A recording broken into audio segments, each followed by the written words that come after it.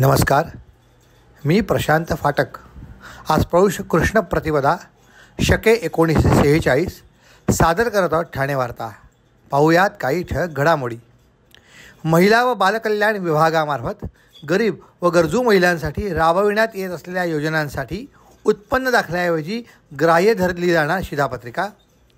प्रतिबंधित नायलॉन मांजाची विक्री करणाऱ्या दुकानदारांवर कारवाई. आणि ठाणे शहरातल्या धोकादायक इमारतींचा पुनर्विकास जलद गतीने व्हावा याकरता खासदार नरेश म्हस्के यांनी घेतली आयुक्त सौरभ राव यांची भेट. या आणि इतर घडामोडी विस्तृतपणे पण काही क्षणातच. आम्हाला आमच्या फेसबुक आणि यूट्यूबवर फॉलो करायला विसरू नका. आपण पाहत आहात श्री स्थानक वाहिनी, ठाणे जिल्ह्याचं मुख्य व्यासपीठ. ठाणे वार्ता पहा श्री स्थानक वाहिनीवर. आता सकाळी 9:15 पासून रात्री 9:15 पर्यंत ठाणे वार्ता, ठाण्यातील पहिलं दृकश्राव्य माध्यम.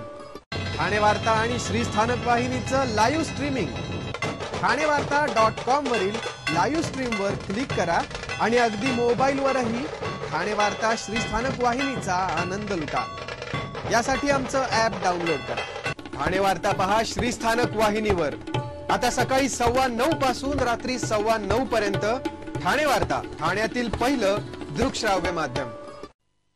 आपण पाहत आहात श्री स्थानक वाहिनी, ठाणे जिल्ह्याचं मुख्य व्यासपीठ. ठाणे महानगरपालिकेच्या महिला व बालकल्याण विभागामार्फत महापालिका क्षेत्रातल्या गरीब व गरजू महिलांसाठी विविध योजना राबविण्यात येतात. यामधील काही योजनांसाठी उत्पन्नाचा दाखला अनिवार्य अशी अट होती. सदरची अट रद्द करून उत्पन्नाच्या दाखल्याऐवजी शिधापत्रिका ग्राह्य धरावी अशी मागणी खासदार नरेश म्हस्के यांनी महापालिका आयुक्त सौरभ राव यांच्याकडे केली होती. याबाबत आयुक्त सौरभ राव यांनी शिधापत्रिका ग्राह्य धरण्याचे मान्य केले असल्याने या योजनांचा लाभ आता जास्तीत जास्त महिलांना मिळणार असल्याची माहिती खासदार नरेश म्हस्के यांनी दिली. या संदर्भात खासदार नरेश म्हस्के यांनी आयुक्त सौरभ राव यांची प्रत्यक्ष भेट घेऊन चर्चा केली. ठाणे महानगरपालिकेच्या महिला व बालकल्याण विभागामार्फत महापालिका क्षेत्रातल्या गरीब व गरजू महिलांसाठी राबविण्यात येणाऱ्या विविध योजनांसाठी उत्पन्नाच्या दाखल्याची अट ठेवण्यात आली होती. परंतु या अटींमुळे अनेक महिला या योजनांपासून वंचित राहत होत्या. त्यामुळे सदर अट शिथिल करण्याबाबत संबंधित महिला व बहुतांशी माजी नगरसेवकांनी खासदार नरेश म्हस्के यांच्याकडे मागणी केली होती. या पार्श्वभूमीवर खासदार नरेश म्हस्के यांनी दिनांक 8 जानेवारी रोजी आयुक्त सौरभ राव यांना लेखी पत्र दिले होते. यावर आयुक्तांनी सकारात्मक भूमिका घेऊन शिधापत्रिका ग्राह्य धरण्याचे आदेश संबंधित विभागांना दिले आहेत. पतंग उडविण्यासाठी नायलॉन मांजाचा वापर केला जातो. प्रतिबंध असलेल्या या नायलॉन मांजाच्या वापरामुळे अनेक नागरिकांना जीव देखील गमवावा लागला आहे. त्यामुळे शासनाने नायलॉन मांजाला प्रतिबंध घातला असून आज शहरातल्या शांतीनगर, गैवीनगर आणि अन्सारनगर एरिया येथील दुकानदारांवर कारवाई केली असून त्यांच्याकडून 5,000 रुपयांचा दंड देखील वसूल करण्यात आला असून अंदाजे 500 किलो माल जप्त करण्यात आला आहे. जप्त केलेला माल मनपाच्या आरोग्य भांडारगृहात जमा करण्यात आला आहे. संबंधित दुकानदार यांना अविघटनशील नायलॉन मांजा आणि प्लास्टिक साठवणुकीसाठी एकूण रक्कम 5,000 रुपयाचा दंड आकारण्यात आला आहे. नायलॉन मांजा वापरताना आढळल्यास कायदेशीर कारवाई करणार असल्याचे देखील आयुक्त अजय वैद्य यांनी सांगितले आहे. कल्याण डोंबिवली महानगरपालिकेच्या भोंगळ कारभारामुळे सनराईज गॅलेक्सी इमारतीतल्या रहिवाशांना मोठ्या समस्यांना तोंड द्यावे लागले आहे.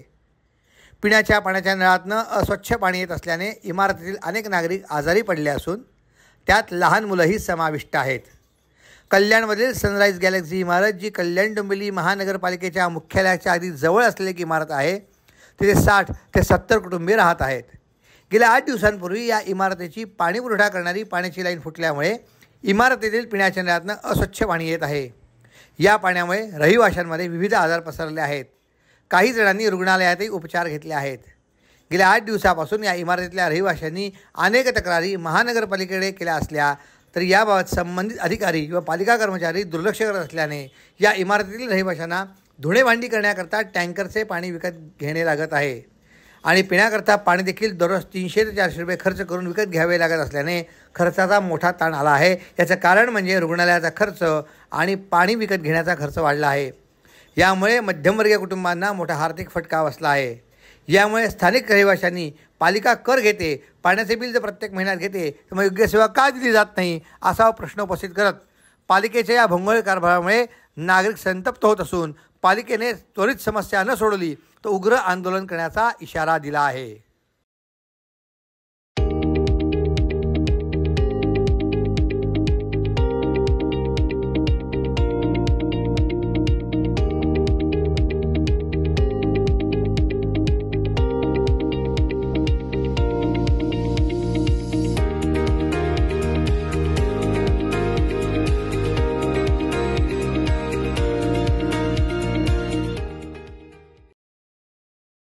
घोडबंदर रोडवरील नागरिकांना भेडसावत असलेल्या समस्या सोडवण्याच्या दृष्टीने महापालिका सातत्याने प्रयत्नशील आहे.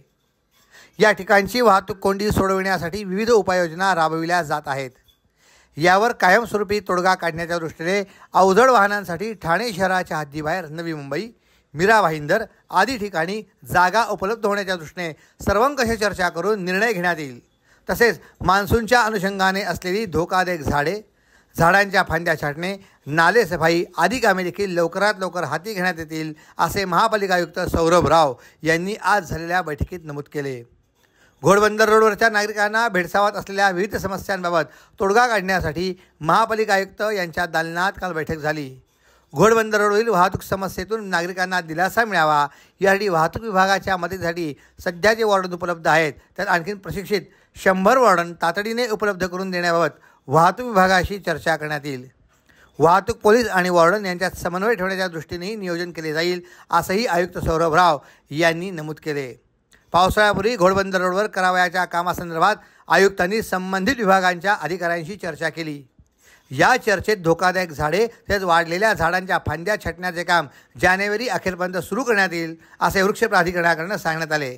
तसेच घोडबंदर रोडवरील कचरा हा सकाळ संध्याकाळ अशा 2 सत्रात उचलला जात असला तरी अनेक ठिकाणी नागरिक कचरा टाकतात.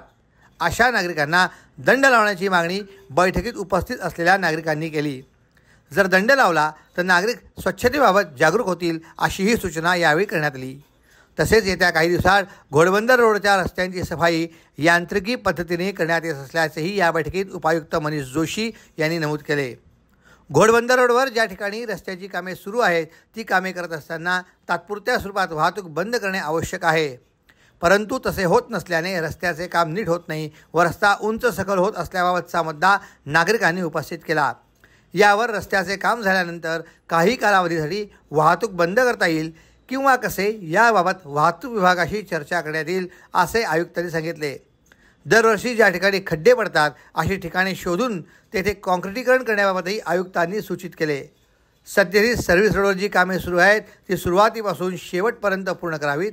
कामात तारतम्य ठेवण्याच्या सूचनाही या बैठकीत देण्यात आल्या.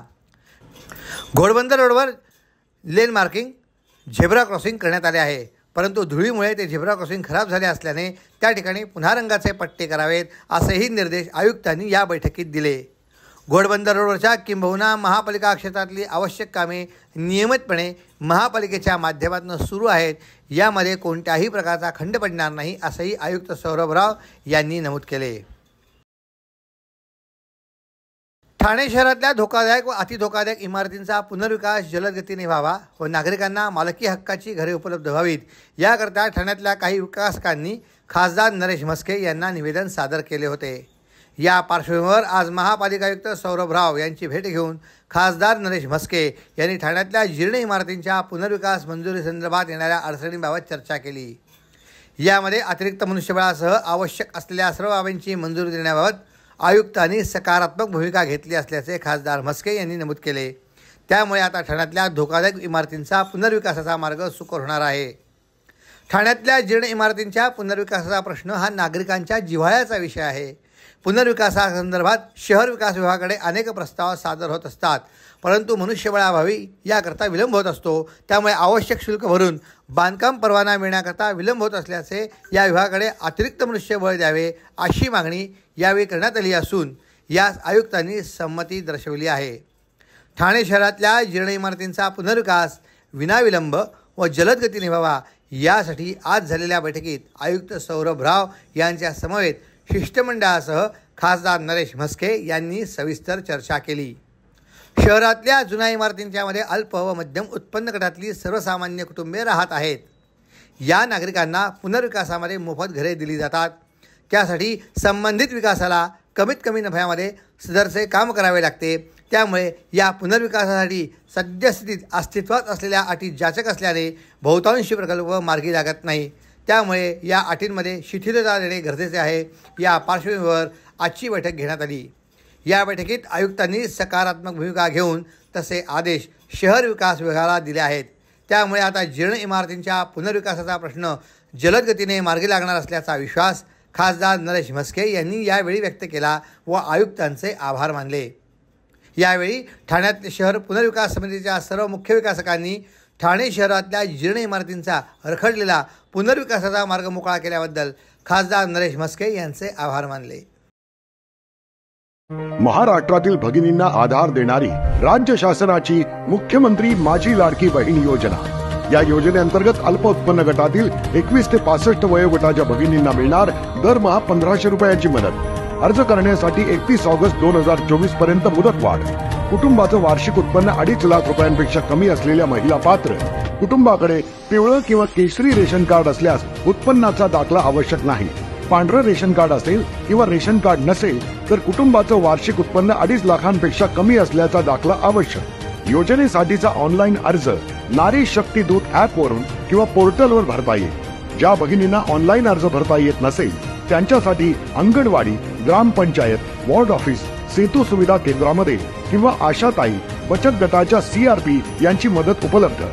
आता आपल्याला अभिमानाने म्हणता येईल, सुखी आणि सुरक्षित आहे माझी लाडकी बहीण। आपण आपले कार्यक्रम अथवा बातम्या आम्हाला ठाणेवार्ता@gmail.com या आमच्या ईमेलवर कळवू शकता। ठळक घडामोडी शेवटी पुन्हा एकदा, महिला व बालकल्याण विभागामार्फत गरीब व गरजू महिलांसाठी राबविण्यात येत असलेल्या योजनांसाठी उत्पन्नाच्या दाखल्याऐवजी ग्राह्य धरली जाणार शिधापत्रिका, प्रतिबंधित नायलॉन मांजाची विक्री करणाऱ्या दुकानदारांवर कारवाई आणि ठाणे शहरातल्या धोकादायक इमारतींचा पुनर्विकास जलद गतीने व्हावा याकरता खासदार नरेश म्हस्के यांनी घेतली आयुक्त सौरभ राव यांची भेट। या होत्या ठाणे वार्ता। आपली एखादी बातमी बघायची राहून गेली असेल तर आपण आमच्या ठाणेवार्ता.in या आमच्या संकेतस्थळाला किंवा आमचा फेसबुक पेज तसंच यूट्यूब चॅनलला अवश्य भेट द्या। तर पुन्हा भेटू पुढील बातमीपत्रात फक्त श्रीस्थानक वाहिनीवर। धन्यवाद।